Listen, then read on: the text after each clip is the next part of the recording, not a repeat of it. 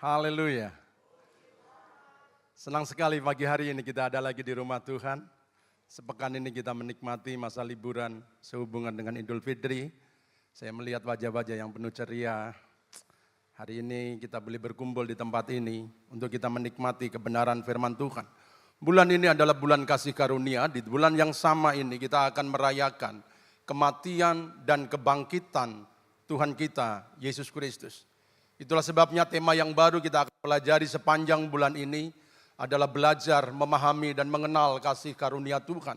Saya berharap apa yang akan kita pelajari sepanjang bulan ini akan menghantar kita untuk kita lebih memahami dan memaknai pengorbanan Yesus Kristus di atas kayu salib. Dan teristimewa di pagi hari ini kita juga disediakan tubuh dan darah Tuhan. Ini bukan sekedar kebiasaan, bukan sekedar ritual, bukan sekedar pelengkap ibadah. Tapi mari kita memaknai dan memahami dengan betul kenapa dia mati untuk kita. Itulah sebabnya kita membutuhkan kasih karunia Tuhan.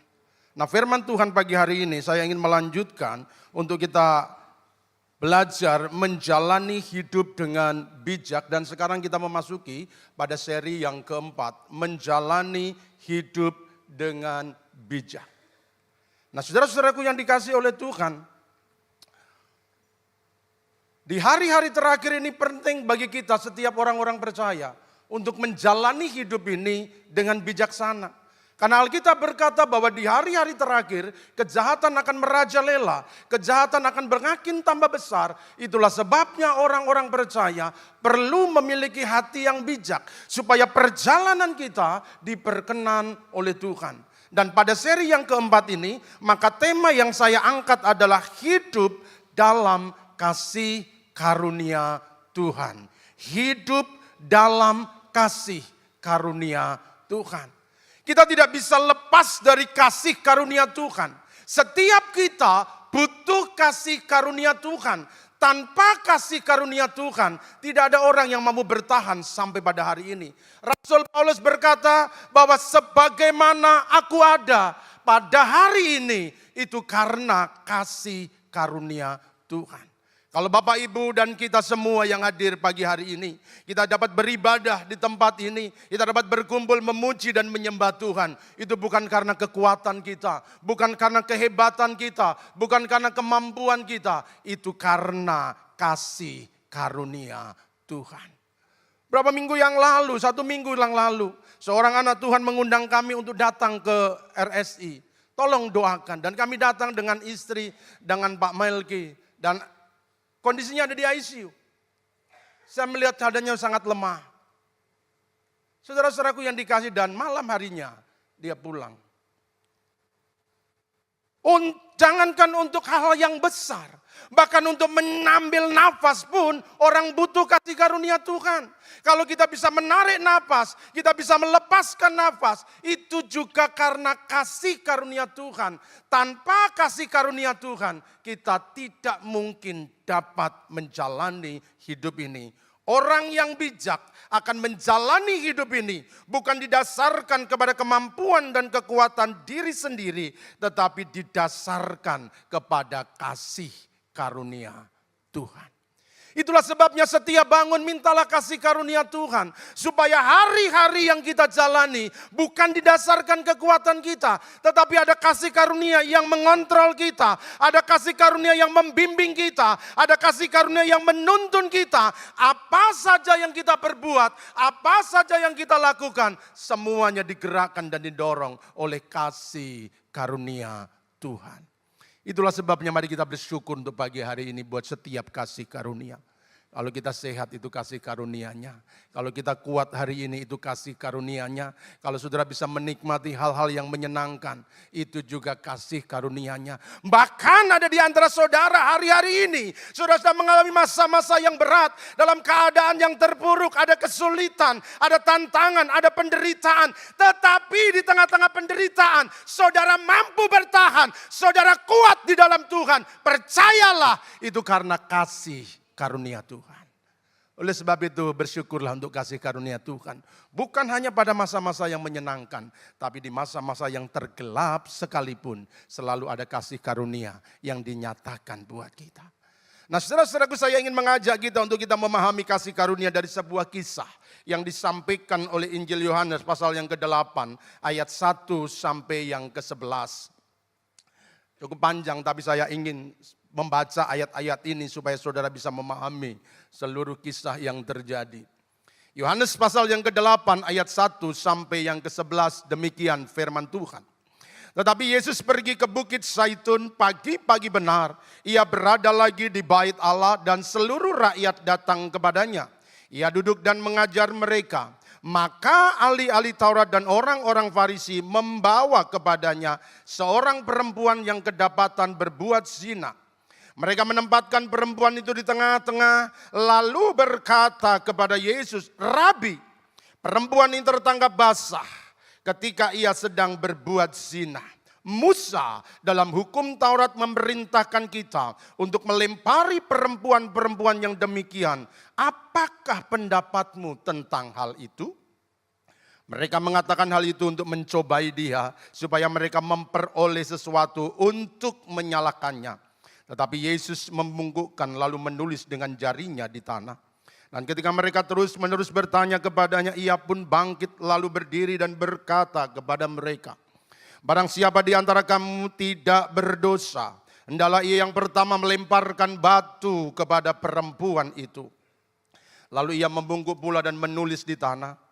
Tapi setelah mereka mendengar perkataan itu, pergilah mereka seorang demi seorang dari mulai yang tertua. Akhirnya tinggallah Yesus seorang diri dan perempuan itu yang tetap di tempatnya. Lalu Yesus bangkit berdiri dan berkata kepadanya, "Hai perempuan, di manakah mereka? Tidak adakah seorang yang menghukum engkau?" Jawabnya, "Tidak ada Tuhan."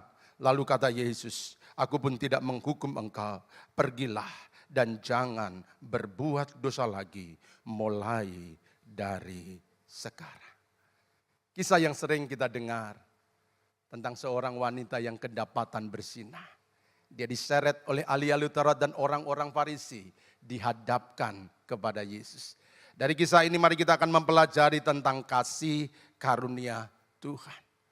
Saudara-saudaraku yang dikasihi oleh Tuhan Yesus Kristus, sebelum kita belajar lebih jauh tentang kasih karunia, saya ingin menyampaikan kepada saudara apakah yang dimaksud dengan kasih karunia.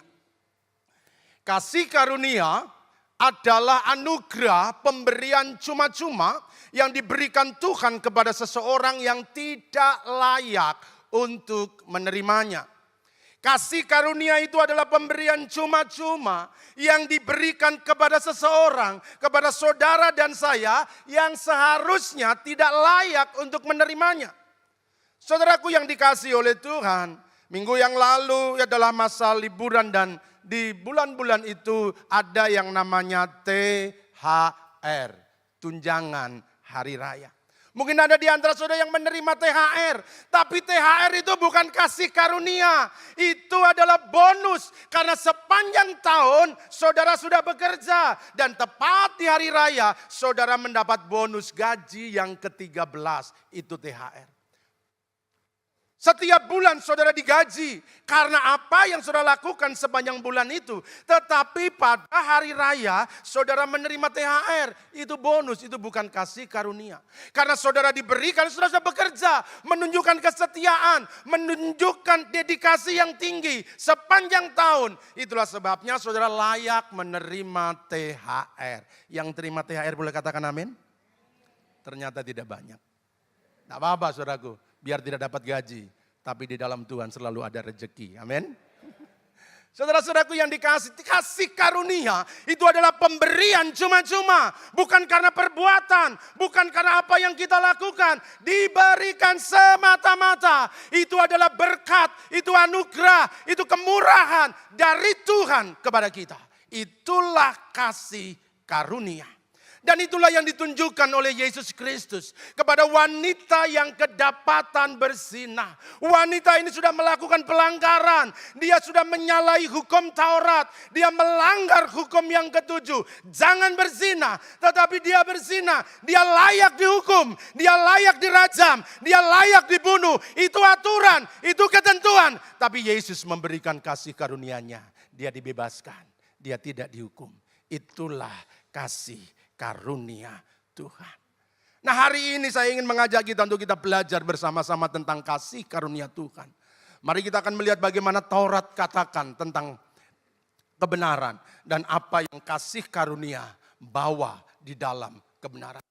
Mari kita akan belajar bersama-sama dan sekali lagi saya ingin baca kembali ayat ini supaya saudara bisa memahami. Saya mulai baca dari ayat yang kedua, pagi-pagi benar, Yesus berada lagi di bait Allah dan seluruh rakyat datang kepadanya. Ia duduk mengajar mereka, maka ahli-ahli Taurat dan orang-orang Farisi membawa kepadanya seorang perempuan yang kedapatan berbuat zina. Setahu saya orang berzina nggak bisa sendirian. Selalu ada laki-laki, ada wanita. Di mana yang laki-laki? Kenapa yang wanita yang dibawa?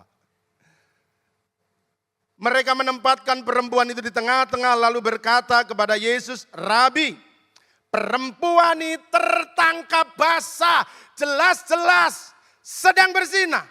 Tidak bisa mengelak, tertangkap basah.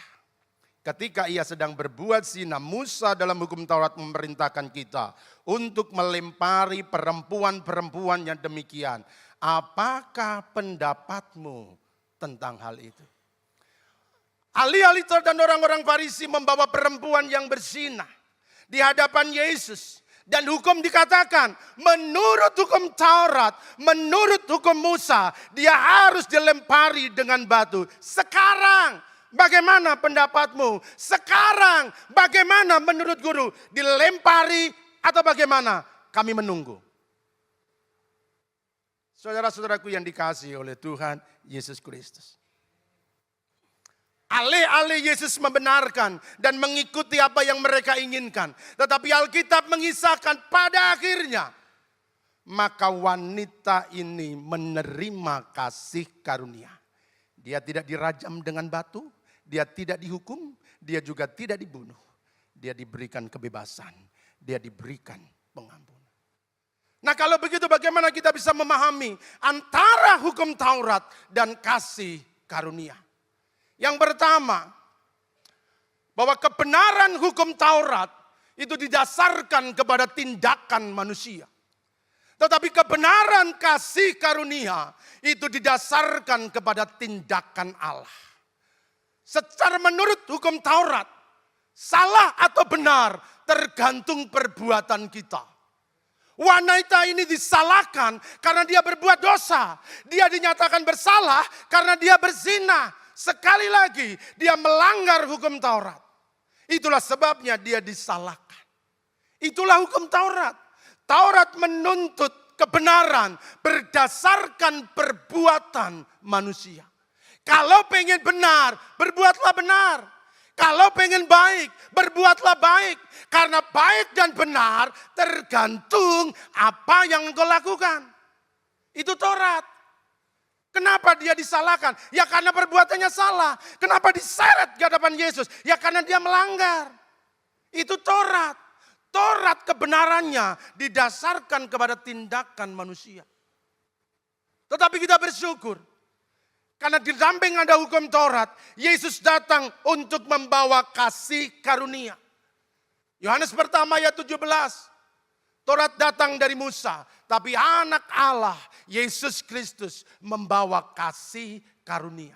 Nah, kasih karunia, kebenaran tidak didasarkan apa yang kita lakukan, tetapi apa yang Tuhan kerjakan. Amin. Amin. Saudara benar, bukan karena kita dibenarkan, bukan karena perbuatan kita, tetapi Dia yang telah berbuat di atas kayu salib. Kalau didasarkan kepada tindakan kita, maka tidak ada seorang pun yang bisa selamat. Siapa di antara saudara yang sudah percaya Tuhan tapi saudara tidak berdosa? Saudara sudah dibaptis, saudara setia beribadah, saudara rajin ke gereja. Tapi saya mau tanya, adakah saudara yang tidak berdosa bagi hari ini? Tidak ada, semua kita berdosa. Tetapi kita bersyukur karena kasih karunia tidak didasarkan dari apa yang kita lakukan. Kasih karunia itu didasarkan apa yang Yesus kerjakan di atas kayu salib.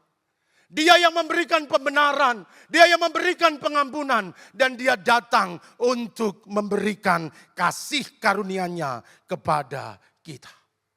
Roma pasal yang ketiga, ayat 23 dan 24 berkata demikian. Karena semua orang telah berbuat dosa dan telah kehilangan kemuliaan Allah. Dan oleh kasih karunia telah dibenarkan, telah diampuni, telah disucikan dengan cuma-cuma karena penebusan di dalam Kristus. Oleh sebab itu mari bersyukur buat kasih karunia Tuhan yang Dia berikan kepada kita. Kita dibenarkan bukan karena apa yang kita lakukan. Bukan karena apa yang telah kita perbuat. Tetapi karena anak Allah yang telah berbuat di atas kayu salib. Sehingga saudara dan saya dibenarkan di hadapan Tuhan. Kalau bergantung kepada tindakan kita, semuanya kita akan binasa. Semua kita akan mati. Karena tidak mungkin kita bisa hidup benar di hadapan Tuhan. Kita seringkali jatuh bangun di dalam dosa. Kita gagal dan gagal untuk mentaati Tuhan. Tapi kita bersyukur kasih karunia-Nya datang bukan karena apa yang kita lakukan. Kasih karunia datang karena Yesus lakukan di atas kayu salib. Haleluya. Haleluya. Saudara senang untuk menerima kasih karunia. Oleh sebab itu jangan pernah berbangga. Kalau kita bisa ada dan menerima keselamatan. Itu hanya oleh karena kasih karunia Tuhan. Yang kedua. Hukum Taurat itu menunjukkan dosa. Tapi kasih karunia-Nya itu menghapuskan dosa. Haleluya. Saudara senang dengan kasih karunia yang Tuhan berikan kepada kita. Hukum Taurat itu menunjukkan dosa. Tetapi kasih karunia itu menghapuskan dosa. Roma pasal yang ketiga ayat yang ke-20.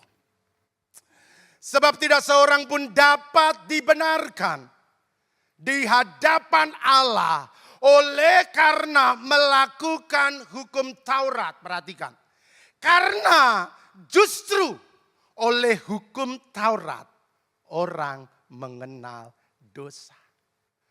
Karena justru oleh hukum Taurat orang mengenal dosa. Sekali lagi dalam kisah ini, kenapa wanita yang berzinah dipersalahkan? Kenapa wanita yang berzinah dibawa kepada Yesus dan harus dihukum rajam? Karena Taurat mengatakan jangan berzinah. Taurat sudah memberitahukan jangan berzinah. Tapi karena wanita ini berzinah, maka jelas dia berdosa. Dari mana? Justru oleh hukum Taurat orang mengenal dosa. Saudara perhatikan di depan ini ada cermin.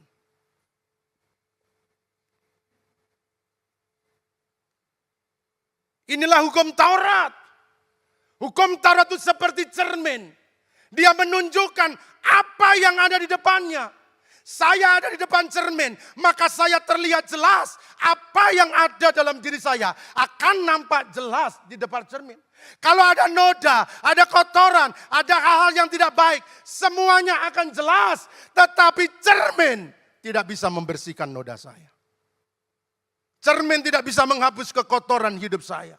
Cermin hanya menunjukkan apa yang ada dalam diri saya. Tetapi cermin tidak bisa membersihkannya. Tetapi kita bersyukur. Kasih karunia-Nya. Dia datang untuk menghapuskan dosa kita. Dia datang untuk memberikan pengampunan. Dia datang untuk memberikan kemerdekaan. Dia datang untuk melepaskan kita dari dosa. Saudara-saudaraku yang dikasihi oleh Tuhan Yesus Kristus. Roma pasal yang ke-7 ayat ke-7 berkata demikian. Jika demikian apakah yang hendak kukatakan? Apakah hukum Taurat itu dosa? Sekali-kali tidak. Hukum Taurat tidak dosa. Alkitab itu berkata jelas. Hukum Taurat itu sempurna. Cermin ini memantulkan diri saya secara utuh, gamblang, jelas, terbuka. Apa adanya. Taurat itu sudah sempurna. Tetapi justru oleh hukum Taurat, aku mengenal dosa. Karena aku juga tidak tahu apa itu keinginan. Kalau hukum Taurat itu tidak mengatakan, jangan mengingini. Saudara-saudaraku yang dikasihi oleh Tuhan Yesus Kristus. Kalau saudara hanya hidup berdasarkan hukum Taurat, maka kita semua binasa. Taurat hanya tahu kamu berdosa, kamu bersalah, kamu melakukan kejahatan. Tetapi tidak ada kuasa untuk bisa melepaskan dan memberikan pengampunan. Tetapi sekali lagi kita bersyukur buat kasih karunia-Nya. Kasih karunia-Nya bukan hanya menunjukkan kita orang yang berdosa, tetapi kasih karunia-Nya membebaskan kita dari hukuman dosa. Karena kasih karunia-Nya kita menerima keselamatan yang abadi. Haleluya. Haleluya. Orang-orang Farisi berkata, dia berdosa Tuhan. Dia bersalah Tuhan, dia berzina. Itu Taurat. Karena Taurat berkata demikian. Tetapi kasih karunia yang dibawa oleh Yesus Kristus, dia memberikan kita kebebasan. Yang ketiga, apa yang dikerjakan oleh Taurat dan kasih karunia. Bahwa hukum Taurat itu menuntut kesempurnaan. Tetapi kasih karunia menerima tanpa persyaratan. Hukum Taurat itu menuntut kesempurnaan. Tetapi kasih karunia menerima tanpa persyaratan. Saya bandingkan ayat yang kelima dengan ayat yang ke-10 dan 11a. Perhatikan, ayat 5. Musa dalam hukum Taurat memerintahkan kita untuk melempari perempuan yang demikian. Apakah pendapatmu tentang hal itu? Taurat menuntut orang yang berdosa harus dihukum. Tetapi kita lihat ayat yang ke-10 dan 11a. Lalu Yesus bangkit berdiri dan berkata kepadanya, "Hai perempuan, di manakah mereka? Tidak adakah seorang yang menghukum engkau?" Jawabnya, "Tidak ada Tuhan." Lalu kata Yesus, "Aku pun tidak menghukum engkau." Saudara-saudaraku yang dikasihi oleh Tuhan, Taurat itu menuntut kesempurnaan. Ada 10 hukum yang diberikan Allah kepada bangsa Israel, yang ditulis kepada kedua loh batu. Maka 10 hukum harus ditaati dengan sempurna, supaya dia boleh dianggap sebagai orang yang benar. Tetapi kegagalan melakukan salah satu hukum, maka membuat hancur seluruh kebenaran yang dia lakukan. Wanita ini hanya satu kesalahannya, berbuat zina. Dia kedapatan tertangkap basah melakukan perzinahan. Tetapi satu kesalahan yang dia lakukan cukup baginya untuk menyeretnya ke dalam penghukuman. Tetapi kita bersyukur, kasih karunia menerima kita tanpa persyaratan. Kasih karunia menerima kita tanpa syarat apa-apa. Bapak, Ibu, dan saudara-saudaraku yang dikasihi oleh Tuhan Yesus Kristus.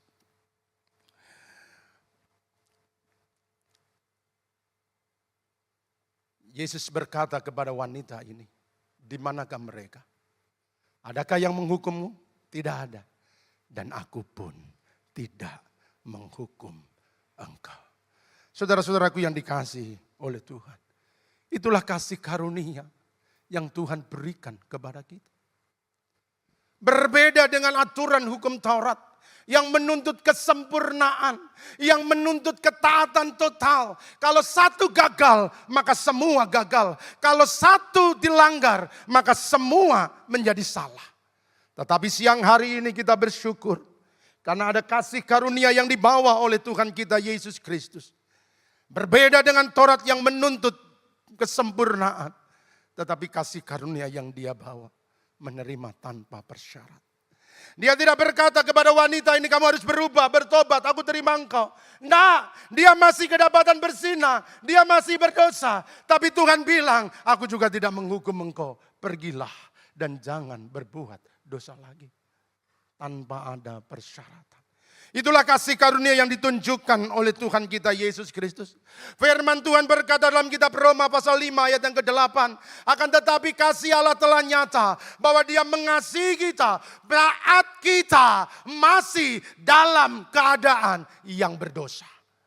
Tuhan tidak meminta kita untuk berubah baru menerima kita. Apapun kondisi saudara dan saya hari ini. Barangkali ada dosa yang sedang kau kerjakan. Ada dosa yang kau sembunyikan. Tapi percayalah, kasih karunia-Nya pagi hari ini menerima kita tanpa persyaratan. Dia tidak menuntut perubahanmu dulu. Dia tidak menuntut kita menjadi baik baru dia terima. Dia mengasihi kita ketika kita masih berdosa. Saudara-saudaraku yang dikasihi oleh Tuhan Yesus Kristus.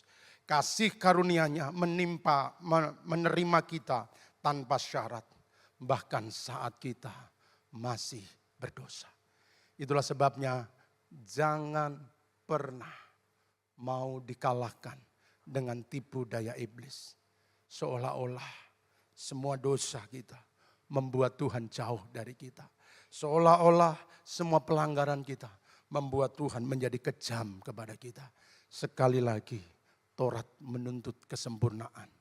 Tapi kasih karunia-Nya menerima kita tanpa persyaratan. Hari ini tidak ada seorang pun yang ditolak oleh Tuhan. Siapapun kita, bagaimanapun keadaan kita, sehancur apapun masa lalumu, Tuhan menerima dengan tangan terbuka. Dia tidak pernah menolak kita. Dia menerima kita apa adanya. Yang keempat, hukum Taurat itu mengikat, tetapi kasih karunia itu membebaskan. Hukum Taurat itu mengikat. Orang terikat dengan hukum, orang terikat dengan aturan. Orang berusaha untuk mentaati sepenuhnya. Tetapi kasih karunia memberikan kita kemerdekaan. Sehingga kita mampu melakukan bukan karena paksaan, bukan karena ketakutan, bukan karena kita takut akan hukuman. Tetapi kita mentaati dan mencintai Tuhan. Karena kita sudah dibebaskan dan dimerdekakan. Kita lihat pada ayat yang ke-7 dikatakan demikian. Dan ketika mereka terus-menerus bertanya kepadanya, ia pun bangkit berdiri lalu berkata kepada mereka, barang siapa di antara kamu yang tidak berdosa, hendaklah ia yang pertama melemparkan batu kepada perempuan itu. Tolong perhatikan kemari Bapak Ibu dan Saudara yang dikasihi oleh Tuhan. Saya ingin peragakan bagaimana kisah ini terjadi. Ketika ahli-ahli Taurat dan orang Farisi membawa seorang perempuan yang berzina di hadapan Yesus. Dengan keadaan yang tersungkur, barangkali pakaiannya compang-camping. Karena orang yang berzina mungkin dia tidak berpakaian. Dia diletakkan di depan kaki Yesus. Lalu Taurat menuduhnya, dia dirajam batu. Karena demikianlah hukum Musa mengatakannya. Tetapi Yesus kemudian menundukkan diri dan dia menulis di tanah. Ketika dia menulis di tanah dan orang-orang memaksa dia, guru apa pendapatmu? Dia pikir Yesus tidak tahu apa yang harus dijawabnya. Yesus tidak mungkin bisa mengalahkan ahli-ahli Taurat karena hukum sudah jelas. Tetapi Yesus berdiri. Alih-alih Yesus mengikuti apa yang dia mau. Yesus justru menyatakan kemuliaan Taurat. Yesus mengangkat cahaya kemuliaan dari Taurat. Dan dia berkata, kalau Taurat berkata wanita yang berzina harus dirajam batu. Oke, please silakan. Tetapi yang boleh merajam yang pertama adalah orang yang tidak berdosa. Itu Taurat. Silakan dia hukum, silakan dia rajam. Tetapi yang melakukan adalah dia yang tidak berdosa. Dan Alkitab berkata, satu persatu, dari yang tua sampai yang muda, mereka mulai mengundurkan diri, meninggalkan wanita ini. Sehingga tinggal wanita itu bersama dengan Yesus. Saudara-saudaraku yang dikasihi oleh Tuhan Yesus Kristus. Yesus tidak menentang Taurat. Dia tidak melanggar Taurat. Dia juga tidak menolak Taurat. Dia menggenapi Taurat. Tetapi memberikan aturan yang lebih tinggi. Silakan dirajam. Tetapi yang boleh merajam adalah mereka yang tidak berdosa. Satu persatu meninggalkan. Karena semua orang yang ada di situ adalah orang yang berdosa. Ahli-ahli Taurat sadar aku juga orang berdosa. Seharusnya menurut aku juga harus dihukum karena pelanggaran. Orang-orang Farisi dan Taurat sadar keberadaannya. Sehingga dia meninggalkan wanita ini satu persatu. Saudara-saudaraku yang dikasihi oleh Tuhan Yesus Kristus.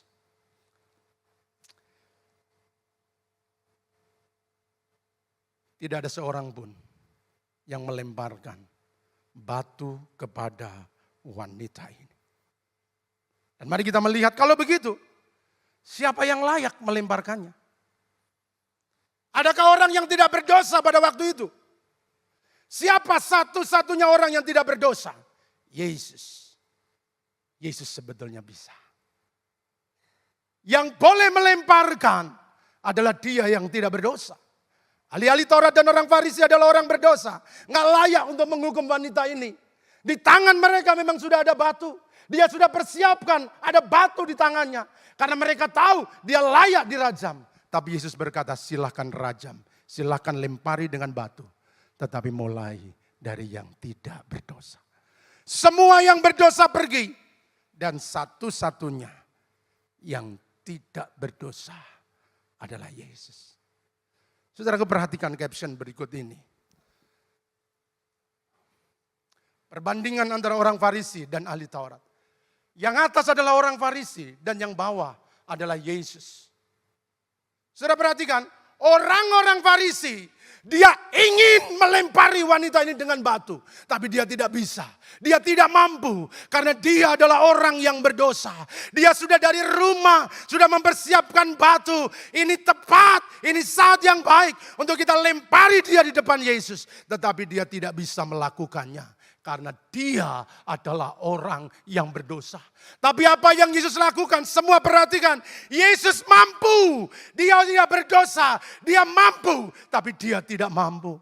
Dia tidak mau melakukannya. Dia bisa. Tetapi Yesus tidak bersedia. Dia tidak berdosa. Dan itulah kasih karunia. Haleluya. Bisa beri kemuliaan bagi Tuhan kita Yesus Kristus. Amin. Amin. Haleluya. Yesus bisa menghukumnya karena dia tidak berdosa. Dia mampu tapi dia tidak mau. Dia bisa tetapi dia tidak bersedia. Itulah kasih karunia yang dia berikan buat kita. Kita seharusnya dihukum karena dosa yang kita lakukan. Karena pelanggaran yang kita lakukan. Tapi dia datang membawa kasih karunia. Dia lebih memilih untuk mengampuni.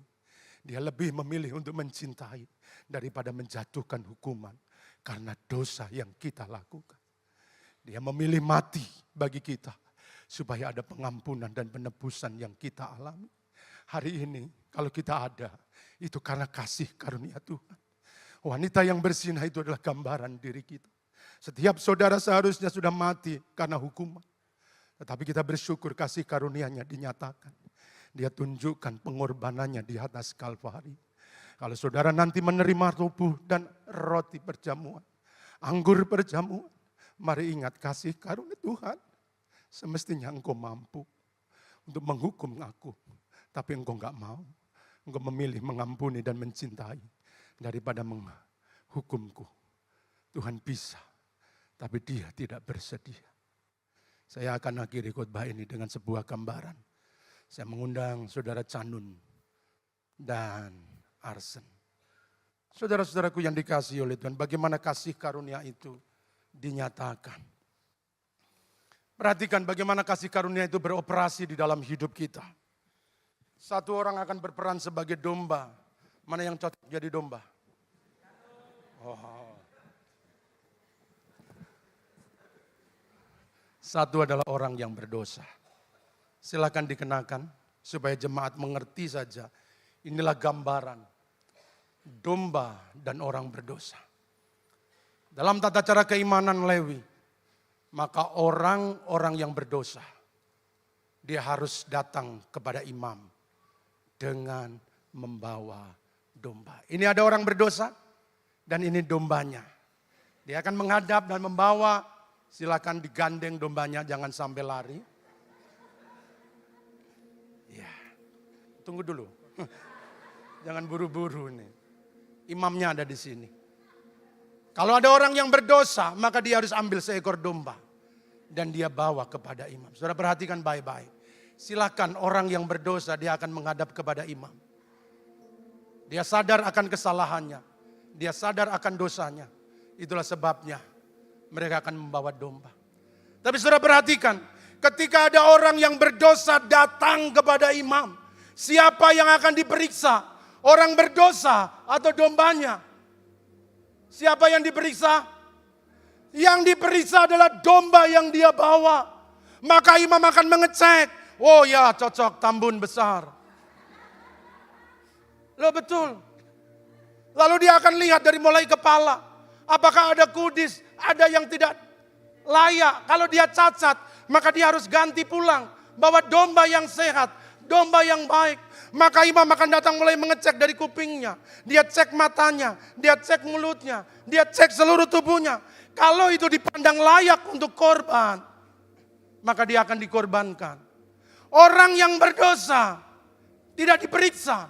Orang yang berdosa tidak diapa-apakan. Tapi yang diperiksa adalah dombanya. Dan kalau domba ini dipandang layak, maka tangan dari orang yang berdosa, domba agak nunduk sedikit supaya kelihatan agak mirip nunduk. Nunduk. Iya. Coba mengembik sebentar. Perhatikan. Ya. Maka tangan orang yang berdosa akan ditumpangkan di atas kepalanya. Silakan orang, dua-duanya. Dosa dia dipindahkan ke domba ini. Dan kemudian imam akan mengambil domba ini. Lalu membunuhnya. Dan membawa darahnya. Lalu dioleskan ke tabut perjanjian. Dombanya mati. Dia dikorbankan. Silakan, terima kasih Chan.